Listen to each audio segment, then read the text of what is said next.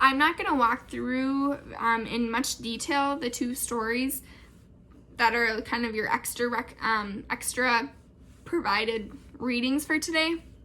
But I'm just going to help you get set up a little bit so that if you're reading them, you're not so confused about the context. So the Deuteronomy text, this comes after the time that the Israelites, or the people of God, so this is comes way in the future from the timeline that we're talking about right now in God's story. So these Israelites have been wandering this desert and for 40 years, and they've really doubted God this whole time. But God keeps saying, I'm going to follow through with my promise. You will get to the promised land. You will get to this land that I promised you. And they continue to rebel. However, God follows through with this promise and finally brings them to the promised land. So God keeps this covenant. So this is kind of our theme. Remember, we're learning about promises. We're learning about the promise, the covenant that God made with Abraham, and the promises that God continues to make with God's people, and how God always follows through. So this Deuteronomy text focuses on that.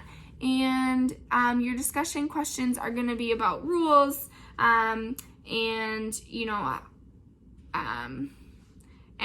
how does it feel to talk about your feelings around talk about your feelings around not following rules and following rules, and what does God think of that?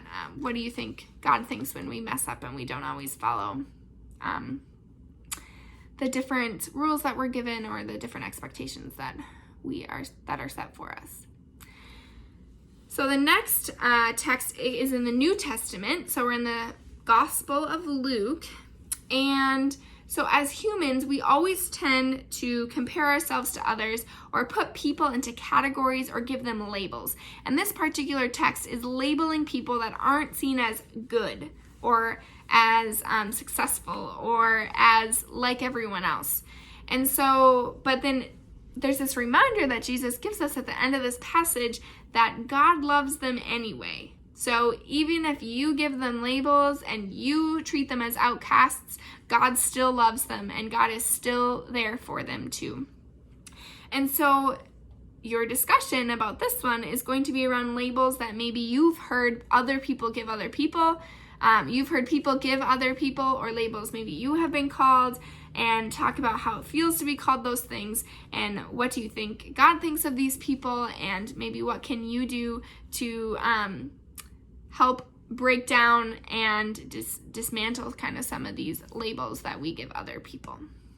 Once you're done having those discussions, or if you just want to read one passage and not the other, or vice versa, whatever, this is just for you to dig in deeper. So once you're done with that, you can move on to the Club 56 binder section, and we will write down things we want to remember.